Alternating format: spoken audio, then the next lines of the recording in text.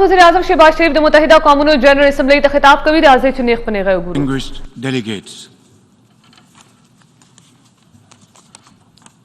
as I stand here today to tell the story of my country, Pakistan, my heart and mind have not been able to leave home. Standing here, I still feel that I am visiting one of the flood-affected areas of Sindh and Balochistan of my country. No words can describe the shock we are living through or how the face of the country lies transformed.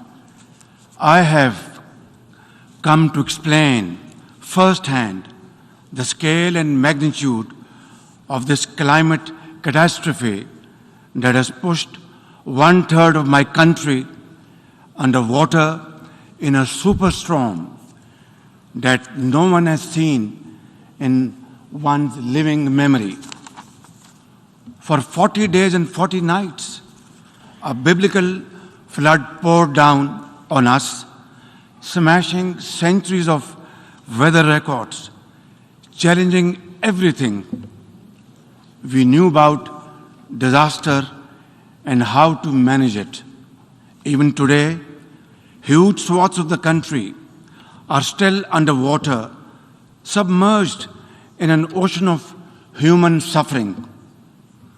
In this ground zero of climate change, 33 million people, including women and children, are now at high risk from health hazards.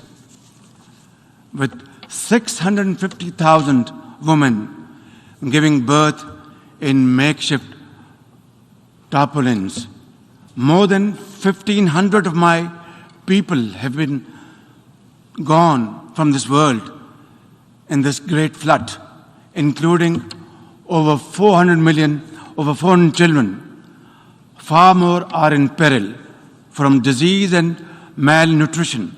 As we speak, millions of climate migrants are still looking for dry land to pitch their tents on, with heartbreaking losses to their families, their futures, and their livelihoods gone for long times to come.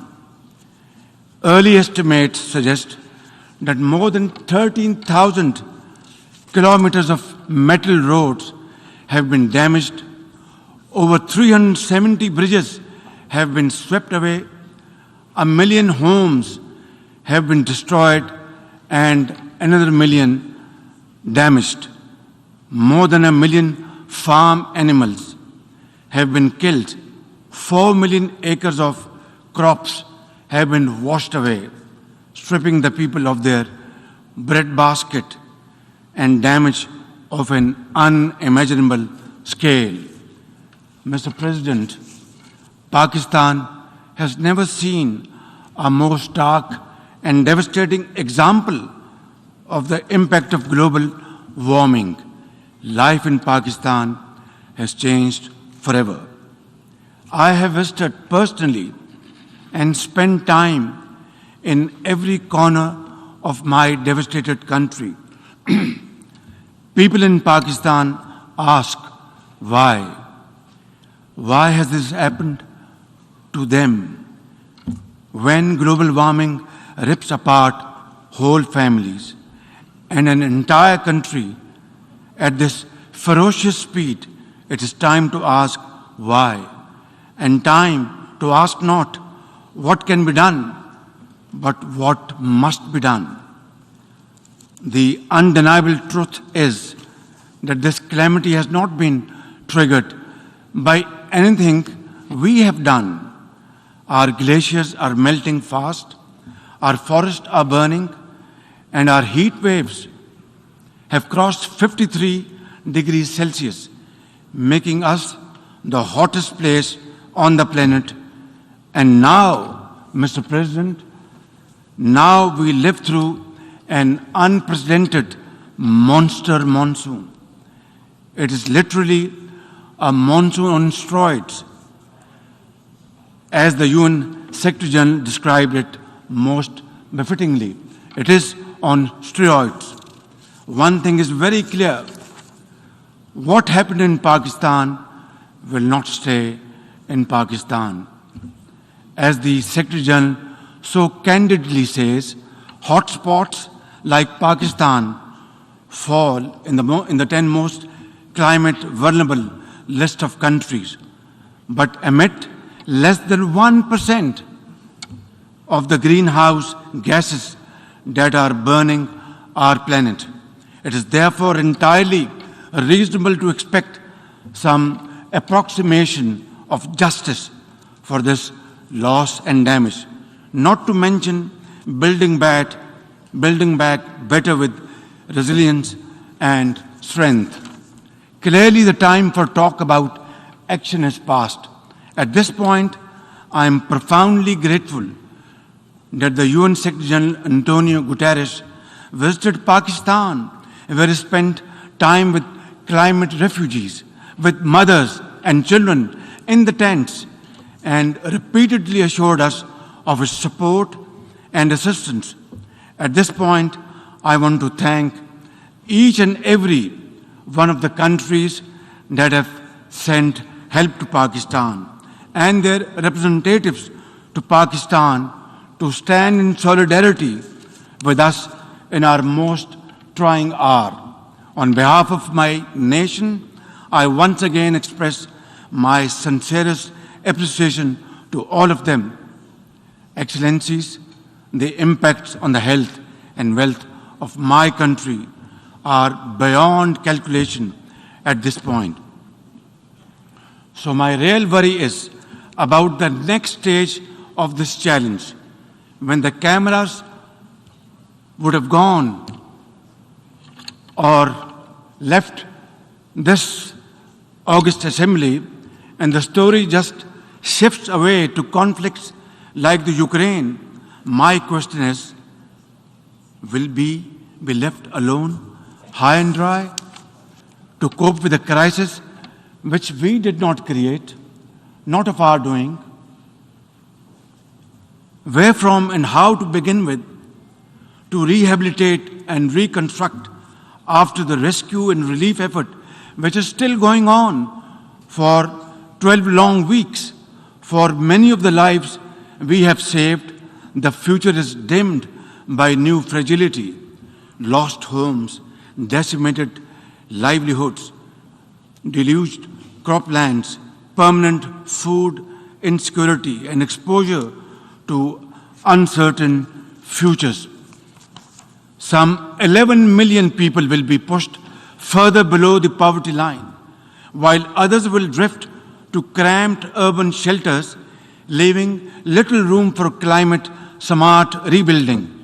Mr. President, for now, we have mobilized all available resources at our domain, squeezing resources from left and right towards the national relief effort, and repurposed all budget priorities, including development funds, to the rescue and first-order needs of millions, cash transfers to the most affected 4 million women, heads of household, had begun weeks ago via our Social Security program, the Benazir Income Support Program. It has been established in the name of former late Prime Minister Benazir Bhutto, and her son is our foreign minister today. 70 billion rupees, or almost $300 million from our own pocket, we are spending on this program. But at this point, the gap between our urgent needs and available resources is increasing by the day and amplified by the sheer unprecedented scale of this disaster. Our manpower and resources are totally overwhelmed and overstretched. The question to raise here is quite simple. Why are my people paying the price of such high global warming through no fault of ours? We have no contribution in this. Nature has unleashed her fury on Pakistan without looking at our carbon footprint, which is next to nothing. Our actions did not contribute to this. The dual cost of global inaction and climate injustice are having a crippling effect on both our treasury and our people, right here, right now, over there. Mr. President, this is going to be a long haul, and under these most trying circumstances, hope is the best enemy of darkness. And Pakistanis are known to be exceptionally resilient people. For my part, I am fully committed, fully geared to fighting this battle for our survival in the tents, in the trenches with my people until we have rebuilt Pakistan to face the growing challenges of this century. It is high time we took a pause from the preoccupations of the 20th century to return to the challenges of the 21st century. The entire definition of national security has changed today, and unless the leaders of the world come together to act and act now on an agreed common agenda, there will be no earth to fight wars over. Nature will be fighting back, and for that, humanity is no match at all. Mr. President, Pakistan's urgent priority right now is to ensure a rapid economic growth and lift millions out of poverty and hunger. To enable any such policy momentum, Pakistan needs a stable external environment.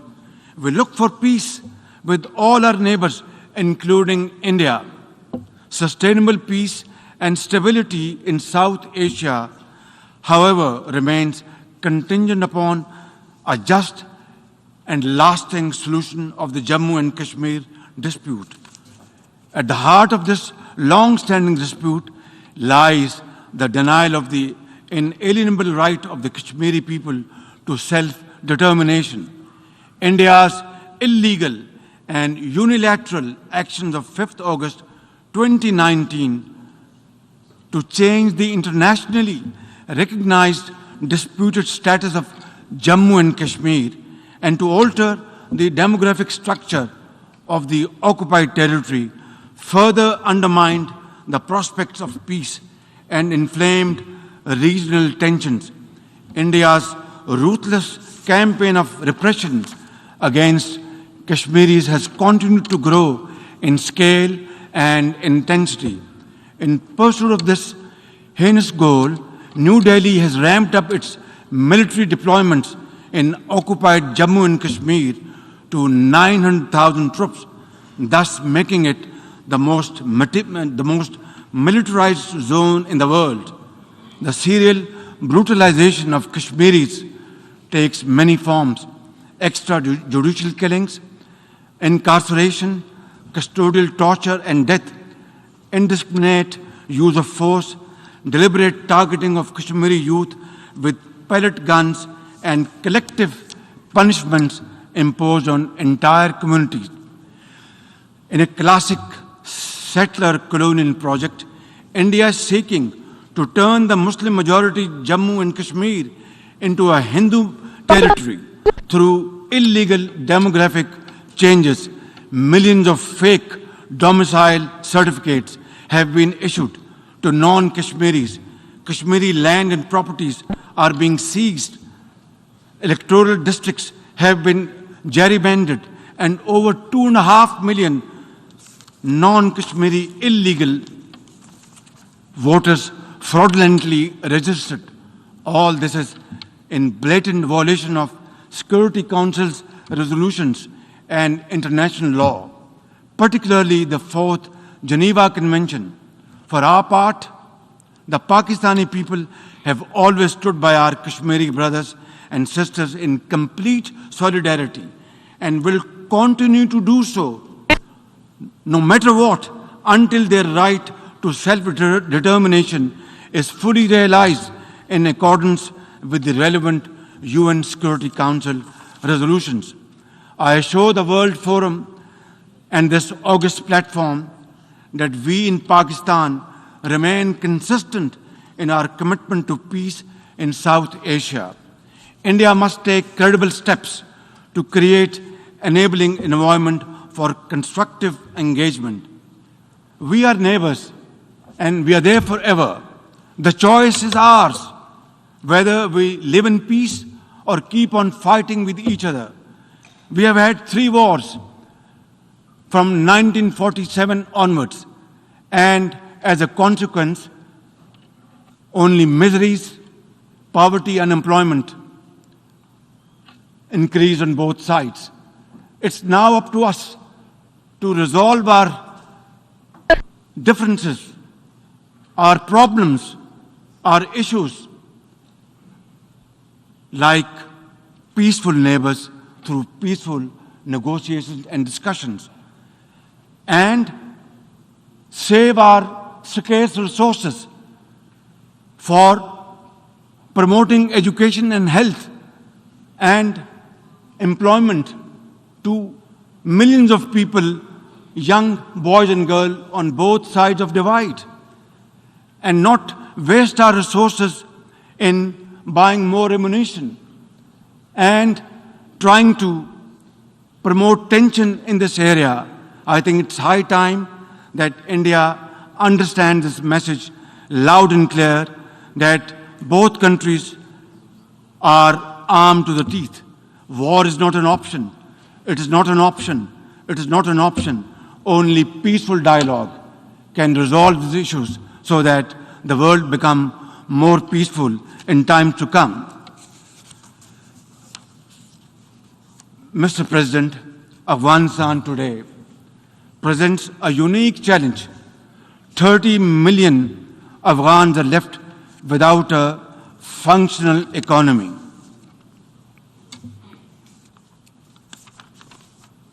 And banking system that allows ordinary Afghans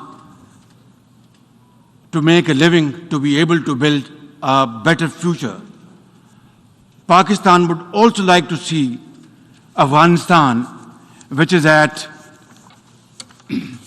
peace with itself and the world, and which respects and nurtures all its citizens without regard to gender, ethnicity, and religion. Pakistan is working to encourage respect for the rights of Afghan girls and women to education and work. Yet, it is at this point, isolating the Afghan interim government could aggravate the suffering of the Afghan people who are already destitute. Constructive engagement and economic support are more likely to secure a positive response. A peaceful, prosperous, and connected Afghanistan in our collective interest. As a neighbor, Pakistan has a vital stake in peace and stability in Afghanistan. We have led the humanitarian efforts to help our Afghan brothers and sisters. We must avoid another civil war, rising terrorism, drug trafficking, or new refugees, which none of Afghanistan's neighbors are in a position to accommodate. Pakistan urges the international community to respond in a positive way to the UN Secretary General's appeal for $4.2 billion in humanitarian and economic assistance to Afghanistan. Release Afghanistan's financial reserves, essential to revive its banking system. Pakistan shares the key concern of the international community regarding the threat posed by the major terrorist groups operating from Afghanistan, especially ISIL-K and Tehreek-e-Taliban Pakistan, as well as Al-Qaeda, ETIM, and IMU. They all need to be dealt with effectively and comprehensively with the support and cooperation of the interim Afghan authorities. In turn, the international community should address Afghanistan's dire humanitarian needs. Mr. President, Pakistan strongly condemns terrorism in all its forms and shades and manifestations. Terrorism does not have a religion, ladies and gentlemen. It is based on dogma, fueled by poverty, unemployment, deprivation, injustice, and ignorance, and fanned by vested interests. Pakistan is the principal victim of terrorism. Over the last 2 decades, we have suffered more than 80,000 casualties and over $150 billion in economic losses due to terrorist attack. Our armed forces, with the support of our people, mothers, traders, students, teachers, engineers, doctors, have broken the back of terrorism within Pakistan, yet we continue to suffer terrorist attacks from across our borders, sponsored and financed by our regional adversary. We are determined to defeat such cross-border terrorism. And I must say loud and clear that the amount of sacrifices Pakistan has made to defeat terrorism over the period of time has been unprecedented in the contemporary history of Pakistan. I tell often to my friends, if you see somebody, a mother or a child or a boy limping on the streets of Pakistan, maybe he was a victim of terrorists years back. That is the kind of sacrifice Pakistan has paid. Our generals, our soldiers, our doctors, mothers, teachers, students, and traders, they all paid their lives for Pakistan's well-being and defeated terrorism. And this peace which was restored back in Pakistan after great sacrifices is not only for Pakistan, it is a peace for global countries and global community. And we are very proud of it. And this is the biggest manifestation of our commitment, our concern, and our continued efforts to defeat terrorism wherever it is. Mr. President, Islamophobia is a global phenomenon. Since 9/11, suspicion and fear of Muslims and discrimination against them have escalated to epidemic proportions. The officially sponsored campaign of oppression against India's over 200 million Muslims is the worst manifestation of Islamophobia. They are subjected to discriminatory laws and policies, hijab bans, attacks on mosques, and lynchings by Hindu mobs. I am particularly concerned by the calls for genocide against India's Muslims by some extremist groups. Earlier this year, this assembly adopted a landmark resolution introduced by Pakistan on behalf of the OIC, designating 15th March as the International Day to combat Islamophobia. It's my sincere and ardent hope that this should lead to concrete measures by the UN and member states to combat Islamophobia and promote interfaith harmony.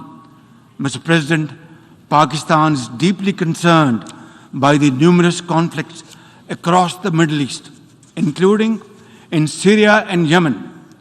We support all possible efforts to promote their peaceful resolutions.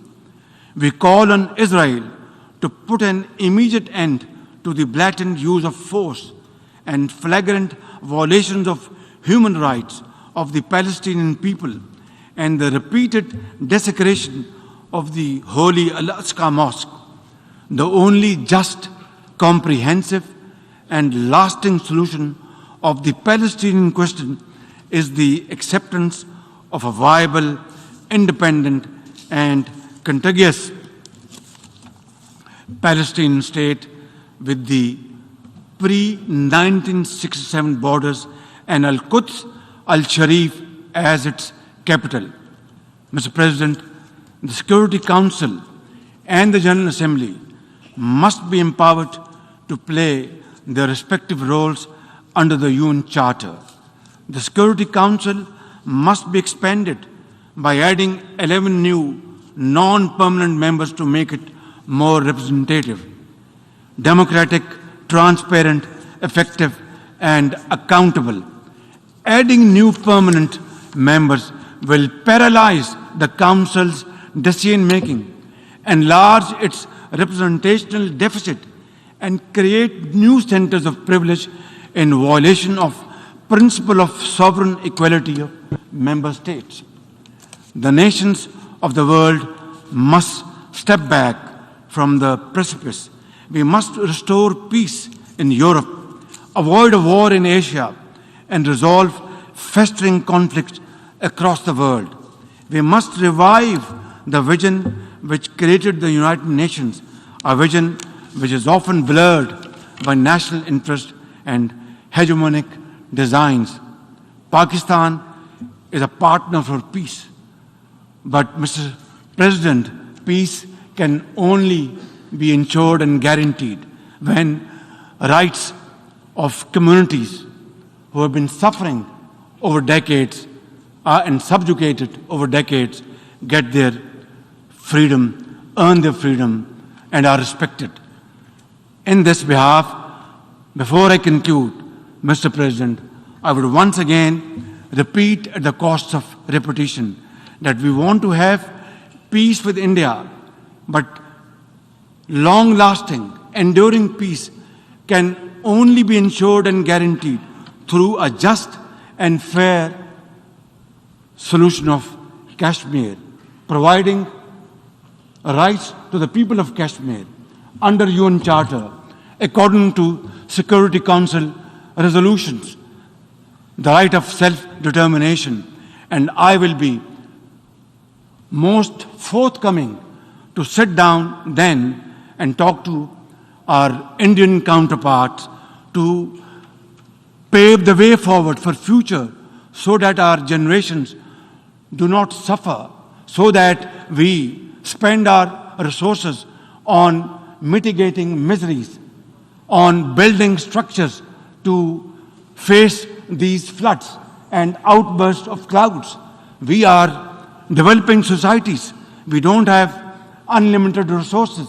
We must deploy our resources for the well-being of the people, for our children, for their promotion, for their empowerment, for their employment, for health, for education, and make Pakistan, and of course other developing societies must find their own place in community of nations through hard work, untiring efforts and sacrifice.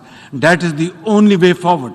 Therefore, we will work with all those committed to the United Charter's principles to restore the vision which created the United Nations and to equip this organization with the capacity to preserve global peace and promote universal prosperity. I thank you.